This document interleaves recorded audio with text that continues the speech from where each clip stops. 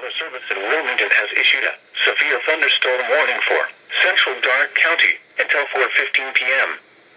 At 3:36 p.m., a severe thunderstorm was located near Greenville, moving east at 35 miles an hour. Hazard, 60 miles an hour wind gusts and penny-size hail. Source, radar indicated. Impact, expects damage to roofs, siding, and trees.